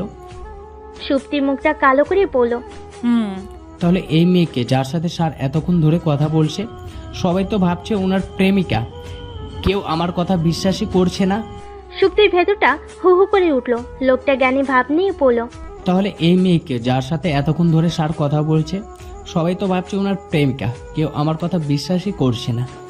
নিজের প্রেমিকাকে আঁচলে বেঁধে রাখতে হয়, তা না হলে ফুট করে উড়ে যাই। কিন্তু আজকাল মেয়েদের আঁচলই দেখি না আমি, সব খালি পেট বের করে শাড়ি পরতে গিয়ে আঁচল খুলে পড়ে। আপনি কাল থেকে আমার কাছে শাড়ি পরার ট্রেনিং নেবেন, বুঝতে পেরেছেন? বলতে না বলতেই ঠাস করে গালে একটা থাপ্পড় পড়ে। সুপ্তির হাত ব্যথা করছে লোকটাকে থাপ্পড় মেরে। সেখানে মিনিট দেরি না করে বেরিয়ে পড়ে সে। লোকটা সেখানেই ধপ করেই বসে পড়ে। রুহান ততক্ষণে বুঝতে পারে সুপ্তি রেগে যাওয়ার কারণ। সে ধুম করে রিমির গালে একটা চর বসিয়ে দিয়ে বলে, বেয়াদব মেয়ে, হাত না ধরে কথা বলতে পারিস না তুই? জানিস ছেলেদের কত কষ্ট করতে হয় বউয়ের রাগ ভাঙাতে? কথাটা বলে রোহান দৌড়ে বাইরে চলে আসে। বাইরে সুপ্তির গাড়ি দেখতে পেয়ে বুঝতে পারে সুপ্তি হেঁটে হেঁটে যাচ্ছে। সেও তার জিপটা নিয়ে বেরিয়ে পড়ে। সুপ্তিকে এক প্রকারের জোর জবরদস্তি করেই রুহান গাড়িতে তুলে। সুপ্তি রেগে রুহানের হাতে কামড়ও বসিয়ে দেয়। তাতে রুহানের হাতে রক্ত জমে নীলচে হয়ে যায়, কিন্তু সুপ্তি যেতে পারেনি। রুহান বিরক্ত হয়ে বলল, নিজেকে রাক্ষসী প্রমাণ করার কি দরকার ছিল? আমি তো তা জানি। সুপ্তির এবার ভ্যাভ ভ্যাভ করে কান্না আসছে। সে কত সুন্দর করে সেজেছে, আর রুহান তাকে পরি না বলে রাক্ষসী বলতে পারলো। আবেগী কণ্ঠে সুপ্তি বলল, রুহান স্যার, আপনি দেখেছেন আমি আজ শাড়ি পরেছি? চোখ যখন আছে তখন তো নিশ্চয়ই দেখেছি। ব্যর্থ সুপ্তি শেষমেশ বলেই ফেল। বললেন না তো কেমন লাগছে আমাকে? রুহান গাড়ি থামিয়ে সুপ্তিকে আপাদমস্তক দেখে বলল, সাধারণ মানুষই তো লাগছে। দুটো হাত, দুটো চোখ, দুটো কান, দুটো নাক, সরি একটা নাক, সব ঠিকঠাকই আছে। ভিন্ন প্রাণী মোটেও লাগছে না, বা অন্যরকম লাগার জন্য নতুন অঙ্গ গজায়নি। সুপ্তি কাদো কাদো চেহারা বানিয়ে বলল, আপনি খুব খারাপ রুহান স্যার, খুব খারাপ। Thank you. সুপ্তি রাগ, বিরক্ত আর কান্না মিশ্রিত সুরে বলল, কোথায় নিয়ে যাচ্ছেন আমাকে? যাব না আমি আপনার সাথে। রেপ করতে নিয়ে যাচ্ছি না, খুনও করতে নিয়ে যাচ্ছি না। খুন তো আমি কবেই হয়ে গেছি রুহান স্যার, আর আপনি খুব বাজে একটা খুনি। যাব না আমি আপনার সাথে। সুপ্তি মনে মনে বলল। সুপ্তি নেমে যেতে চাইলে তার আঁচলের সাথে রুহান নিজের হাত আটকে দেয়। রুহান সুপ্তিকে নিয়ে বাড়ির রাস্তা ধরে। সুপ্তি মনে মনে ভেবে রেখেছে সে বাড়ি গিয়ে শপিংয়ে যাবে আর সবচেয়ে ভালো হেয়ার অয়েল কিনে আনবে। আর যখন তার চুল খুব বড় হবে তখন সে তার চুল দিয়ে বেঁধে ফেলবে রুহানকে। চাইলে সুপ্তি রুহানকে আঁচলে বাঁধতে পারত, কিন্তু শাড়ি সে নিজেই সামলাতে পারে না। কিন্তু কি করে রুহানকে আঁচলে বাঁধবে? তাই সে এই পদক্ষেপ গ্রহণ করবে। 3 বছর রিলেশনের পর কোনো মেয়ে যদি বিয়ে করতে না চায়, তাহলে যে কারোরই ইচ্ছে করবে ঠাস ঠাস করে কয়েকটা থাপ্পড় বসিয়ে দিতে। কিন্তু রুহানের মোটেও থাপ্পড় মারতে ইচ্ছে করছে না। তার ইচ্ছে করছে সুপ্তিকে আছে দিয়ে 3 হাত মাটির নিচে পুঁতে দিতে। 3 বছর আগে সে সুপ্তিকে বিয়ের প্রস্তাব দিয়েছিল। সুপ্তির প্রেম করার ইচ্ছা পূরণের জন্য সে 3টে বছর সুপ্তির প্রেম নামক অত্যাচার সহ্য করেছে। এখন যখন বিয়ে করতে বলা হয়েছে তখনও সে বিয়ে করবে না। বিয়ে না করার জন্য সুপ্তির কাছে যুক্তিও আছে, তবে রুহানের কাছে সুপ্তির দেওয়া যুক্তিগুলো ফালতু বই কিছু না। সুপ্তির বিয়ে না করার প্রথম কারণ রুহানের চাকরি। স্বভাবতই মেয়েরা চায় তাদের স্বামীর খুব ভালো চাকরি থাকবে। রুহানের চাকরিটা নিঃসন্দেহে ভালো, তবে সুপ্তির কাছে এই চাকরিটাই অত্যন্ত জঘন্য। রুহানের কাজের জন্য সে সুপ্তিকে সময় দিতে পারবে না, যা সুপ্তি সহ্য করতে পারবে না। পরে দেখা যাবে রুহান যেমন তার বাবাকে ছেড়ে চলে এসেছে, তার বাবা তাকে সময় দিতে পারেনি বলে তেমনি সুপ্তিকেও চলে যেতে হবে। কিন্তু রুহানের পক্ষে চাকরি ছাড়া সম্ভব নয়। সে 3 বছরে তার কাজে অভাবনীয় ডেভেলপ করেছে। আর দ্বিতীয় কারণ হলো সুপ্তির শ্বশুর আর ননদ ছাড়া বিয়ে করবে না। সে যখন বিয়ের পর বাবার বাড়ি থেকে চলে যাবে তখন তার আরেকটা বাবা চাই, অর্থাৎ শ্বশুর বাবা, যেটা রুহান চাইলে সম্ভব। কিন্তু অসম্ভব হলো সুপ্তিকে ননদ দেওয়া। সুপ্তি জানে রুহানের পর নেই, তবুও তার ননদ চাই। বিয়ের পর সময় কাটানোর জন্য তার পার্টনার হিসাবে ননদ খুব ভালো কাজে আসবে। রুহানের মাথা ধরে গেছে সুপ্তিকে বোঝাতে গিয়ে। 1.5 ঘন্টা ধরে সে এক জায়গায় বসে একটা বিষয় সুপ্তিকে বোঝানোর চেষ্টা করে যাচ্ছে, কিন্তু সুপ্তি তার কথায় কান দিচ্ছে না। কখনো ফোনে গেমস খেলছে তো কখনো কাজ গোলে শহরের বাইরেটা দেখছে। এনে রুহান 6 মগ কফি শেষ করেছে। শেষমেশ সে চুপ মেরে যায়। তার গলা দিয়ে আর আওয়াজ বের হচ্ছে না। নিজেকে বড় কোনো পলিটিশিয়ান লিডার মনে হচ্ছে। তাদের যেমন বক্তৃতা দিতে গিয়ে গলা ক্লান্ত হয়ে পড়ে, তারও এক অবস্থা। রুহানকে চুপ থাকতে দেখে সুপ্তি পড়ল।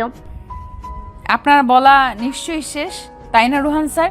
তাহলে আমায় একবার ডাক্তারের কাছে যেতে হবে। কথা বলে বলে আমার কান খারাপ করে দিয়েছেন আপনি। রুহান দীর্ঘশ্বাস নিয়ে বলল, চলো পৌঁছে দেই তোমাকে। আর এটা হয়তো আমাদের শেষ দেখা। যেহেতু তুমি আমাকে বিয়ে করবে না, তো রিলেশন রেখে কি হবে বলো? রুহানের কথা শুনে সুপ্তি খানিকটা চুপ থেকে ধুম করে হেসে ওঠে। রুহান কিছুটা ঘাবড়ে যায়। সুপ্তির হাসির শব্দে আশপাশের মানুষগুলো ড্যাব ড্যাব করে তাকিয়ে আছে। সেদিকে সুপ্তির খেয়াল নেই। সে হাসতে হাসতে গড়িয়ে পড়ছে। রুহান ভুরু কুঁচকে তাকায় সুপ্তির দিকে। এভাবে হাসে কি বলো সে? সুপ্তির হাসি দেখে মনে হচ্ছে সে বিরাট কোনো জোকারের সাথে কথা বলছে বা তার জোকস শুনছে। সুপ্তি হাসি না থামিয়েই বলল, আচ্ছা রুহান স্যার, আমি বাড়ি যাব। আপনি শেষবারের মতো আমাকে বাড়ি পৌঁছে দিন তো। রুহান মুখটা ছোট করে বলল, চলো। হুমায়ুন স্যার বলেছিলেন পৃথিবীর সবচেয়ে সুন্দর পতাকা নাকি বাতাসে ওড়া মেয়েদের চুল। রুহানের কাছে কথাটা এতদিন হাস্যকর মনে হলো আজ সে কথাটা উপলব্ধি করতে পারছে। সুপ্তিকে অমায়িক সুন্দর লাগছে আজ। ব্রেকআপের সময় প্রত্যেক মেয়েকেই অমায়িক লাগে, সেজন্য কি সুপ্তিকে এত সুন্দর লাগছে? সুপ্তি মিটমিট করে হাসছে। মাঝে মাঝে আবার হাসির অস্বাভাবিক শব্দও আসছে। হাসির শব্দটা রুহানের বুকে ধপধপ করে হাতুড়ি পেটাচ্ছে, কিন্তু হাতুড়ি মারার শব্দটা সুপ্তির কানে আসছে না। সে আপন মনে হেসেই চলেছে। সুপ্তি খুব ভালো করে জানে রুহান মরে গেলেও সুপ্তি ছাড়া অন্য কাউকে ভাবতে পারবে না। বেচারা সুপ্তিকে রাজি করানোর জন্য কত বড় মিথ্যাই না বলো। যখন 2-4 ঘন্টা কথা হবে না, তখনই দেখা যাবে ফোন করবে সরি বলার জন্য। ফোন করে না পেলে তৎক্ষণিক চলে আসবে বাড়িতে। সুপ্তি বাড়ি এসে দেখে তার বাবা সোফায় বসে খবরের কাগজ উল্টাচ্ছেন। টেবিলে চায়ের কাপে ভেজা বিস্কিট ভেঙে পড়ে আছে, যার মানে হলো তিনি সুপ্তির ফেরার অপেক্ষা করছিলেন। সুপ্তি আর মোড়া দিয়ে বলল, আমি কি একটু সময় পেতে পারি ফ্রেশ হওয়ার জন্য? অবশ্যই না। সুপ্তি সোফায় বসে চায়ের কাপ হাতে নিয়ে চুমুক দেয়, মুখ উল্টে বলল, ঠান্ডা চা? 1 কাপ গরম চা করে দাও তো বাবা। অনেক দিন হলো তোমার হাতে চা খাওয়া হয় না। তানু বাগানে পানি দিচ্ছে। সুপ্তির বাবার কথাই সুপ্তি বেশ বুঝতে পারছে তিনি খুব সিরিয়াস কিছু নিয়ে আলোচনা করবেন, হয়তো সুপ্তির বিরুদ্ধে, যার কারণে আগে থেকেই তিনি প্রস্তুতি নিচ্ছেন। সুপ্তি ঘাড়ে হাত দিয়ে দুপাশে মাথা নাড়িয়ে পড়ল, যা বলার একটু তাড়াতাড়ি বলো, ক্লান্ত লাগছে ভীষণ, ঘুমাতে চাচ্ছি আমি। সুপ্তির বাবা খবরের কাগজ টি টেবিলে রেখে গাম্ভীর্য নিয়ে বলেন, তুমি আর এ বাড়িতে থাকবে না সুপ্তি। সুপ্তি ভুরুকুচকে জিজ্ঞেস করে, কেন? তুমি কি নতুন করে বিয়ে করার স্বপ্ন দেখছো নাকি? আমাকে না তাড়িয়ে তাকে কি আনতে পারছো না? সুপ্তির বাবা হতভম্ব হয়ে তাকিয়ে আছে মেয়ের দিকে। মেয়েটার মুখে কিছুই আটকায় না। সুপ্তি নিয়ম মেনে স্বাভাবিক হয়ে বসে আছে। রুহানের চাকরির পর থেকে তাকে বিয়ে দেওয়ার জন্য তার বাবা উঠে পড়ে লেগে আছেন। সুপ্তির বাবা চায়ের কাপ নিয়ে চুমুক দেন। তিনি বুঝতে পারেননি চাটা আসলে ঠান্ডা ছিল। এক চুমুকে কাপ খালি করে তিনি বললেন, তোমাকে আমি সিরিয়াসলি বলছি, তুমি আর থাকতে পারবে না এখানে। শ্বশুর বাড়ি তোমায় নিশ্চয়ই। কথা শেষ করার আগেই সুপ্তি দাঁড়িয়ে পড়ে। তার মুখ রাগে জ্বলছে। সুপার পাওয়ার চশমা থাকলে দেখা যেত আগুন কিভাবে দাও দাও করে জ্বলছে। সুপ্তি রেগে বলল, ঠিক আছে মিস্টার চৌধুরী, থাকবো না আমি আপনার বাড়ি, আজই চলে যাব। সুপ্তি হনহন করে তার রুমে চলে যায়। কিছুক্ষণ পর একটা হ্যান্ডব্যাগ নিয়ে নেমে এসে তার বাবার সামনে রাখে। ব্যাগ খুলে তার ভেতরে জিনিসপত্র বের করে। সেখানে একটা বার্থডে কার্ড আর কিছু পয়সাধনী থাকে। আর একটা প্যাকেট থেকে কিছু টাকা বের করে জোরে জোরে গুনতে থাকে। হিসেব করে দেখে মোট ৬,৫৮০ টাকা। টাকাগুলো ব্যাগে রেখে দিয়ে বলল, আপনার দেওয়া কোনো জিনিসই আমি নিইনি, কসমেটিক্সগুলো বন্ধুদের থেকে পাওয়া গিফট। আর এই পর্যন্ত যতগুলো সরকারি বই পেয়েছি তা বিক্রির টাকাগুলোর সাথে যাচ্ছে শুধু। সুপ্তি ভাঙতি টাকাগুলো অর্থাৎ ৫৮০ টাকা তার বাবার দিকে এগিয়ে দিয়ে বলল, যে কাপড়গুলো গায়ে আছে তাও তার দাম পরিশোধ করে দিয়ে যাচ্ছি, নিন ধরুন। সুপ্তির বাবা টাকাগুলো নিয়ে মুখের হাসি রেখা টেনে বলল। আলহামদুলিল্লাহ, অন্তত কিছু টাকা তো পেতাম। সুপ্তি ঠোঁট ফুলিয়ে ব্যাগ হাতে নিয়ে চলে যায় বাড়ি থেকে। রাস্তায় বেরিয়ে নিজেকে সন্ন্যাসিনী লাগছে। তারা যেমন এক বস্তে বাড়ি থেকে বের হয়, সেও কেমন এক বস্তে বের হয়েছে। তো এখন কোনো বাবার মাজারে যাবে, সেখানে সেটেল হবে। সুপ্তির বাবার মাথায় আকাশ ভেঙে পড়ল যখন তিনি জানতে পারলেন সুপ্তি রুহানের কাছে যায়নি। অস্থির হয়ে তিনি সারা বাড়ি পায়চারি করছেন, বারবার উকি দিয়ে দেখছেন এই বুঝি মেয়েটা এলো। বিকেল পেরিয়ে সন্ধ্যা হলে তিনি হাত পা ছেড়ে কান্না শুরু করে দিয়েছেন। রুহান সুপ্তির জানা শোনা সব জায়গায় খোঁজ নিয়েছে, কোথাও পাওয়া যায়নি তাকে। সুপ্তির বাবা একটু পরপর নাক টানছেন আর রুহানের দিকে তাকাচ্ছেন। ছেলেটার এক পায়ের প্যান্ট হাঁটুর নিচে, আরেক পায়ের প্যান্ট গোড়ালির উপর। সেও রীতিমতো দাঁতের নখ কাটছে আর পায়চারি করছে। উস্কো চুলে তাকে এখন পাগল মনে হচ্ছে সুপ্তির বাবার কাছে। ওনার ইচ্ছে করছে ফোন নিয়ে একটা ছবি তুলে রাখতে, পরে সুপ্তিকেই দেখিয়ে খুব করে হাসা যেত। কিন্তু ওনার শরীরটা উঠতে চাইছে না। ক্লান্ত হয়ে একসময় ওনার চোখ দুটো বুজে আসে। রোহন আবারও তার গাড়ি নিয়ে ছুটে চলে সুপ্তির খোঁজে। তার একবার বাথরুমে যাওয়ার দরকার ছিল, কিন্তু সময় নেই তার হাতে। তাকে যে সুপ্তিকে খুঁজে বের করতে হবে। সুপ্তির কিছু হলে সে নিজেই মরে যাবে। সে জানালার বাইরে তাকাতে পারছে না, হু হু করে কান্না আসছে। কতটা রাত পেরিয়ে গেছে। সুপ্তি ক্লান্ত হয়ে রাস্তার পাশে বেঞ্চিতে বসে পড়ে। তার বড্ড কান্না পাচ্ছে। না, বাড়ি থেকে বের করে দেওয়ার জন্য নয়, রুহানের কথা মনে পড়ার জন্যও নয়। তার কান্না পাচ্ছে তার ব্যক্তিগত সম্পদগুলোর জন্য, আলমারি ভরা জামা কাপড়গুলোর জন্য, জন্মদিনে বাবার দেওয়া দামি পারফিউমগুলোর জন্য, বিশেষ মানুষের দেওয়া ঘড়িটার জন্য, তার সাজানো গোছানো ঘরটার জন্য। তার চোখের অশ্রুগুলো বাঁধ ভেঙে গড়িয়ে পড়তে চাইছে, কিন্তু তার অশ্রু ঝরার আগেই সে একটা মেয়েলি কণ্ঠ শুনতে পায়। সামনে তাকিয়ে দেখে মেয়েটা হিংস্র চোখে তাকিয়ে আছে তার দিকে। মেঘের গর্জনে মেয়েটা বলল, এই যে মহারানী, এটা আমার জায়গা, ভালো করে যদি নিজের রাস্তা ধরেন। রাস্তা কখনো নিজের হয় না, হয় সরকারের নয়তো সৃষ্টিকর্তার। মেয়েটা ভুরকুচকে তাকায় সুপ্তির দিকে। তার চোখে প্রশ্ন, আতঙ্ক আর ক্ষোভ প্রকাশ পাচ্ছে। মেয়েটাকে এভাবে তাকিয়ে থাকতে দেখে সুপ্তি দুঃখী সুরে পড়ল। তোমাকেও কি বাড়ি থেকে বের করে দেওয়া হয়েছে? মেয়েটা দীর্ঘশ্বাস নিয়ে বেঞ্চের অপর পাশে বসে। হাতের ব্যাগ থেকে একটা আয়না বের করে নিজেকে দেখতে দেখতে বলল, করেই তো দিয়েছি। সৎ মায়ের সংসারে কখনো অবাকিতে জায়গা হয় না। আমার নাম সুপ্তি। মেয়েটা মুখ কুচকে বলল, নাম জিজ্ঞেস করিনি আমি। কেউ নাম বললে নিজের নামও তাকে বলতে হয়, এটা ভদ্রতা। আমি নাম বললাম কখন? বললেই তো অভাগী। আসলেই তো অভাগী আমার নাম। তো তুমি কি রাস্তায় রাস্তায় ঘুরো? আমিও ঘুরবো। রাতে কি এখানেই শুয়ে পড়ো? আমাকে ভাগ দিও তো, একটুতেই হবে। দুজনে মিলে গল্প করব আর আকাশের তারা গুনবো। তারপর কখন যে ঘুমিয়ে পড়বো কারোরই খেয়াল থাকবে না। মজা হবে না? মুচকি হেসে বলল। মেয়েটা চোখ দুটো ছোট ছোট করে তাকায় সুপ্তির দিকে। তার কাছে সুপ্তিকে দেখে ভালোই মনে হচ্ছে, তাহলে পাগলের মতো বিলাপ কেন করছে সে বুঝতে পারছে না। ভদ্রঘরের মেয়ে বলে কি মজা করছে তার সাথে, তাও বুঝতে পারছে না সে। সুপ্তি মেয়েটাকে মুগ্ধ হয়ে দেখছে। মেয়েটার বয়স হয়তো 18 থেকে 19 হবে। এখন তো তার কলেজ টপ হয়ে প্রাইজ এনে সবাইকে খুশি করার কথা, কাস্টমারদের নয়। রোজ রাতে বেলকুনিতে দাঁড়িয়ে চাঁদ মামার সাথে গল্প করার কথা, রাস্তার পাশে বেঞ্চিতে বসে নয়।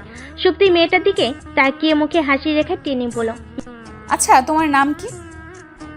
ফুলটুসি। এমন কারো নাম হয় নাকি? মেয়েটা মাথা নাড়ে। সুপ্তি ভুরু নাচিয়ে বলল, তাহলে? বাবার দেওয়া নাম পাপিয়া, নিজের বানানোর নাম ফুলটুসি। ফুলটুসি? তুমি কখনো স্কুলে গিয়েছো?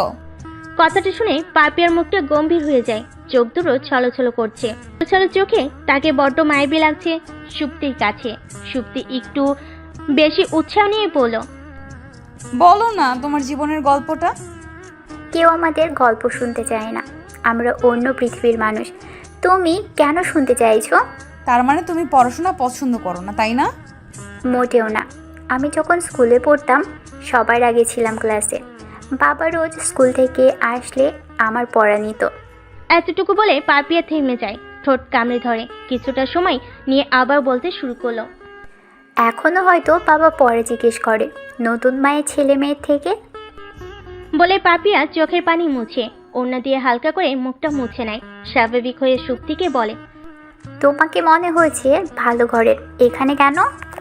পাপিয়া ভুরু কুচকে তাকায় সুপ্তির দিকে। কথাটা তার ব্রেন ক্যাচ করতে পারেনি। সুপ্তির বাবার ঘুম ভাঙে লাঠির আঘাতে।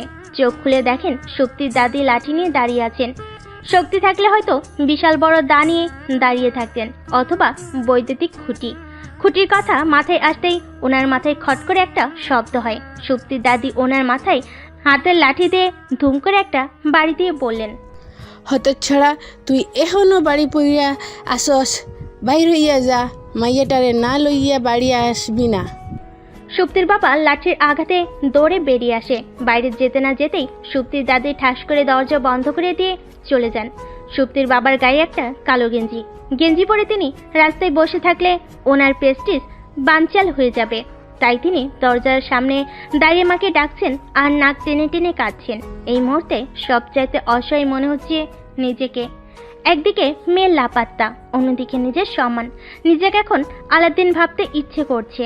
আলাদিনের মতো ওনার কাছে জাদুর প্রদীপ থাকার আকাঙ্ক্ষা ওনার মনে। দত্তের কাছে সুপ্তি আর কাপড় চাওয়ার প্রার্থনা করতে ইচ্ছে করছে। রুহান একরাশ বিরক্তি নিয়ে তাকিয়ে আছে সুপ্তির দিকে, আর সুপ্তি আপন মনে কফির মগে চুমুক দিয়ে যাচ্ছে। রুহান সুপ্তিকে সব জায়গায় খুঁজে যখন পায়নি, তখন তার বাড়ির কথা মাথায় আসে।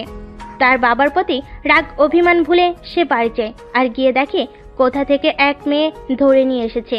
মেয়েটার ঠিকানাটাও জানেনি সুপ্তি, তবুও মেয়েটাকে থাকতে দিচ্ছে। আবার তাকে নাকি কলেজে ভর্তি করিয়ে দিতে হবে। রাগে মাথা ফেটে যাচ্ছে রুহানের, কিন্তু সে রাগ দমন করেই বলল, দেখো সুপ্তি, তোমার জন্য আমি আমার পুরনো আবেগগুলো মাটি চাপা দিয়েছি। বাবা কখনোই আমাকে আর মাকে সময় দিত না, সব সময় ওনার কাজ নিয়েছিল। মা সহ্য করতে না পেরে হার্ট অ্যাটাক করে মারা যায়। সেই থেকে বাবাকে ছেড়ে চলে এসেছি আমি। কিন্তু তোমার জন্য আমি তাকেও মেনে নিচ্ছি। কিন্তু একটা অজানা মেয়ে। একটা গল্প করার সাথীর জন্য প্রকৃতি আমাকে এখানে এনেছে। অজানা না, ওকে জানি আমি। ওর নাম পাপিয়া, ভালোবাসার নাম ফুলটুসি। তবে এই নামে শুধু আমি ডাকবো, আপনি আবার ডাকতে যাবেন না রুহান স্যার।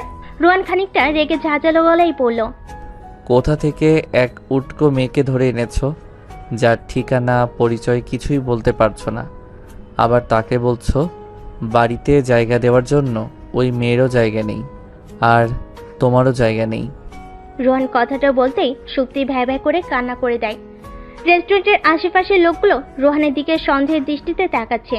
সুপ্তির চোখে পানি না থাকলেও সে নাক টানছে আর বলছে, চলে যাব, সত্যি সত্যিই চলে যাব আমি, আর কখনোই ফিরবো না।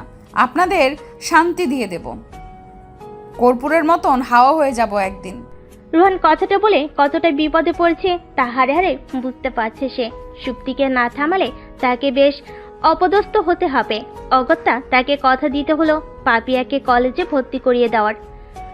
সুপ্তি খুশি মনে বাড়ি ফিরে, তবে পাপিয়াকে সে রুহানের বাড়ি পাঠিয়ে দেয়, আর তাকে স্ট্রিক্টলি বলে দেয় যেন পাপিয়ার যত্নে কোনো ত্রুটি না হয়। সুপ্তি বাড়ি ফিরতে না ফিরতেই তার বাবা তার হাতে বিশাল বড় এক লিস্ট ধরিয়ে দিয়ে বলেন, তোমার সব বন্ধুদের নাম লিখে ফেলেছি। মোট 125 জন হয়েছে। দেখো আর কারো বাকি পড়েছে কিনা। সুপ্তি বিরক্ত হয়ে বলল, ওরা কেউ ফকির নয় বাবা, এত লোক দাওয়াত দেওয়ার দরকার নেই। শুধু শুধু টাকা অপচয়, বিয়ের পর বাচ্চা কাচ্চা হবে। ওদের জন্য কিছু বাঁচিয়ে রাখতে হবে না? তাই বলে বন্ধুদের জানাবে না? দরকার নেই বাবা, আসবে তো আসবেই, এমনভাবে আসবে দেখে মনে হবে বিয়েটা ওদেরই। তখন দেখা যাবে আমার বিয়ে করার মুডই চলে যাবে। সুপ্তির বাবা নিরস কণ্ঠে বলেন, সত্যিই বলবো না ওদের। না, একদমই না, কাউকে বলার দরকার নেই। গুণে বেছে 20 জন অতিথি থাকবে বিয়েতে। আমার তো ইচ্ছেই ছিল কাউকে না জানানোর। কোনো এক বিকেলে উনি ফোন করে ঠুস করে বলবেন, সুপ্তি চলো বিয়ে করে ফেলি। তখন আমি নাচতে নাচতে তাকে বিয়ে করতে চলে যেতাম। পরদিন তোমাকে নাতনির সংবাদ দেওয়ার জন্য মিষ্টি নিয়ে আসতাম। সুপ্তির কথায় তার বাবা দুইটা সুপ্তিকে দেখতে পাচ্ছেন। সুপ্তির 4 চোখ আর 2টা নাক, সবকিছু দ্বিগুণ দেখতে পাচ্ছেন তিনি। মনে হচ্ছে উনি এখন বেহুশ হয়ে যাবেন। সুপ্তি ওনাকে সেই সুযোগটা দিয়ে বলল, আমার তো তোমাকেও জানানোর ইচ্ছে নেই বাবা, কিছু মনে করো না যদি ফিক্স ডেটের আগেই বিয়ে করে ফেলি। তুই কাউকে না জানিয়ে বিয়ে করার ইচ্ছে থাকলেও তার ইচ্ছে পূরণ হয়নি। বেশ জাঁকজমকপূর্ণ অনুষ্ঠান হয় বিয়ের। তার বন্ধুরাও মোটামুটি নিজেদের বিয়ের ব্যবস্থা করে ফেলে। বেশ আনন্দেই কাটে বিয়ের দিনটা। তবে সুপ্তির অবস্থা বেগতি। যে রুমে তাকে বসানো হয়েছে সেই রুমে বিভিন্ন ফুলের গন্ধে তার ভালো লাগার বদলে ভীষণ বিরক্ত লাগছে। নিজেকে যথেষ্ট দুর্বল মনে হচ্ছে তার। ঘুমোতে পারলে ভালো হতো। সে ভারী শাড়িটা খুলতে পারছে না। খুলতে গেলেই এখানে ওখানে পিনে কুতো লাগছে। অতিরিক্ত বিরক্ত লাগছে তার। এর জন্য সে এভাবে বিয়ে করতে চায়নি। ফুলটুসিকেও ডাকতে পারছে না। তার উপর আজ বেশ ধকল গেছে। এখনো পর্যন্ত সে ফুলটুসির মুখ থেকে ভাবি ডাক শুনতে পায়নি। রুহান রীতিমতো ঘামছে। রুমের সামনে পায়চারি করছে। ভেতরে ঢোকার সাহস অর্জন করতে পারেনি সে। বুক ধুকপুক করছে। মনে হচ্ছে হৃৎপিণ্ডটা লাফাতে লাফাতে আকাশে উড়ে যাবে। ফুলটুসি 4র্থবারের মতো পানির গ্লাস নিয়ে হাজির হয়। তার এবার বিরক্ত লাগছে। রুহান বেশ বুঝতে পারছে পাপিয়ার বিরক্তির কারণ। তার বন্ধুদের মজা হজম করার মতো ধৈর্য তার ছিল না। তবে আছে সহ্য করেছে। সহ্যের বাঁধ ভাঙলে সে দরজা খুলে ভিতরে যায়। কিন্তু সে ভেতরে ঢুকে হকচকিয়ে ওঠে। তার বিছানা খালি কেন? সুপ্তি কোথায়? সে শুনে এসেছে বাসে বউরা লম্বা ঘোমটা টেনে বিছানায় বসে থাকে। সুপ্তি কোথায় বসেছে? বিছানায় নেই কেন? কোথায় বসেছে সে? রোহানের গলাটা শুকিয়ে আসছে। আর গ্লাস পানি খেতে পারলে ভালো হতো। কিন্তু পাপিয়াকে ডাকার জন্য তার গলা দিয়ে আওয়াজ আসছে না। গলাটি কি বসে গেছে নাকি তার ঠোঁট দুটো নড়ছে না বুঝতে পারল না রুহান। সুপ্তি ওয়াশরুম থেকে বের হয়ে দেখলো রুহান ফুলরে গালে হাত দিয়ে বসে আছে। সুপ্তিকে দেখে রুহান দ্রুত দাঁড়িয়ে যায়। নিজেকে পৃথিবীর সবচেয়ে বোকা মনে হচ্ছে রুহানের। যেহেতু রুমে নেই তাহলে নিশ্চয়ই ওয়াশরুমে ছিল।